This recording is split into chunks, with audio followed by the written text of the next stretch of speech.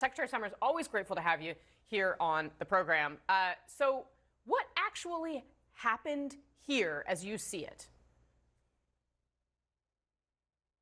The market got a signal, probably a valid signal, that the Trump administration was backing off its extremely punitive to the United States economy tariff regime against China.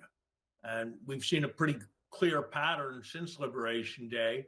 Whenever the commitment to the Liberation Day policies increases, markets go down.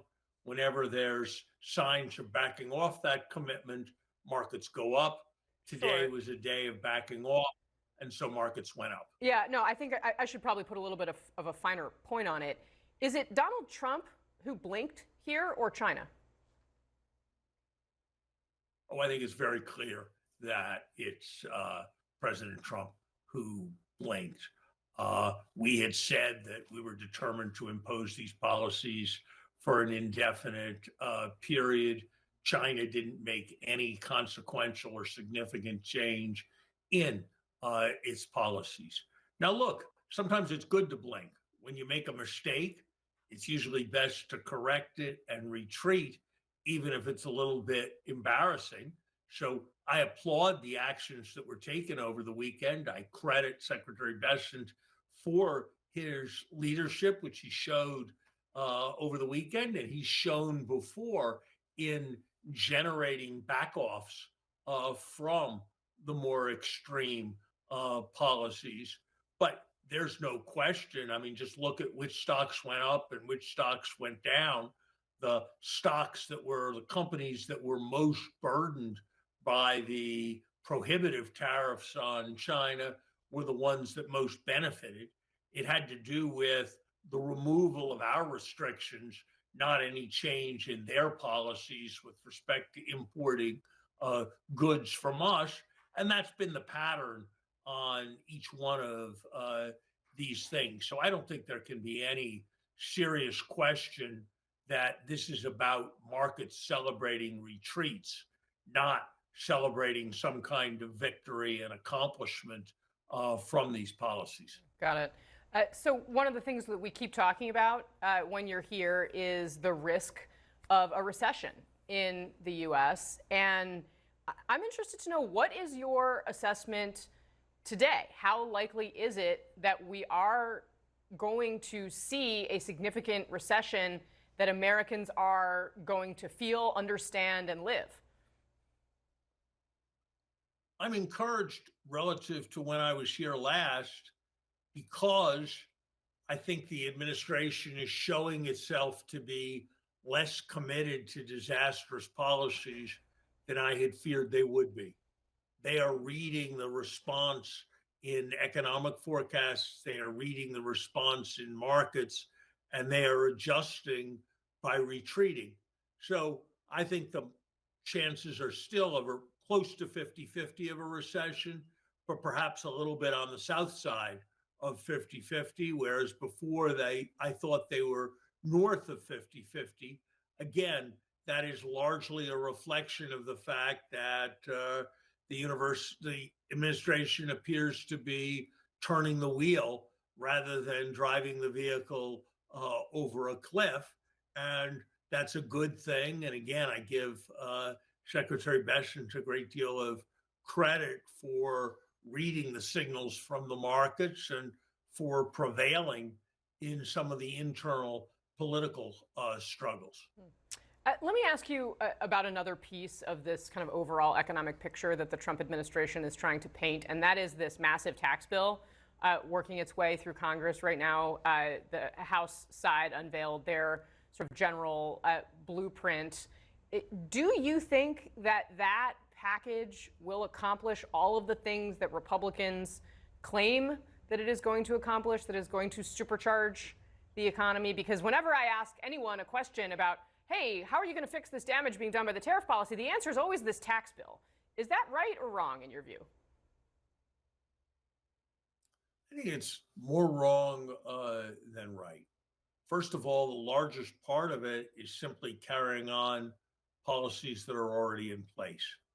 Second of all, when you borrow huge amounts of money and then you borrow to pay interest on the huge amounts of money that you have borrowed, it feels good for a while until it doesn't. And we don't know at what point the day is going to come when people become much more reluctant to roll over US debt. And as a consequence, interest rates spike, doing lots of damage to our economy. That moment crept up on Britain. Britain was a stable borrower, and then they made some misguided announcements, and all of a sudden they were in crisis. We are raising the risk of that every day in the United States when we don't address the problem of the budget deficit.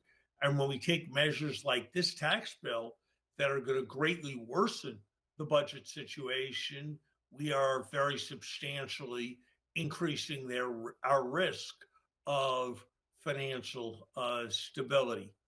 We act like we have all the leverage in the world. The truth is, we've issued so much debt that others have leverage over us as well. And prudence requires recognizing that. A little bit of a warning in that, but I absolutely take your point. Sir, before I let you go, I want to ask you about Harvard University. Of course, you're an esteemed member of the Harvard community in so many ways. They recently sent a letter to the education secretary giving her an ultimatum, or responding to her ultimatum on federal grants. And they wrote, "We share a common ground on a number of critical issues, including the importance of ending anti-Semitism and other bigotry on campus.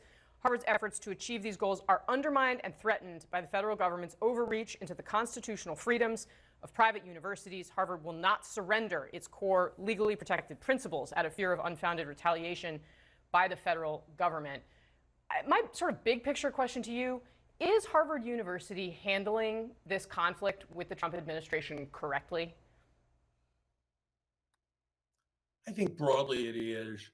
I would have preferred that Harvard act much more strongly than it did before October 7th. I thought the university's responses after October 7th were shamelessly complacent about everything being okay at Harvard. So I've been sharply critical of many things that have happened at the university. But gosh, I think that Harvard's an institutional citizen of the United States. It's got First Amendment rights. If Harvard allowed itself to be bullied out of its First Amendment rights, if it capitulated to federal power, if Harvard had to capitulate and just did capitulate with all its $50 billion endowment, with all its prestige, with the tremendous network of its alumni, I think that would have been catastrophic for democracy in America.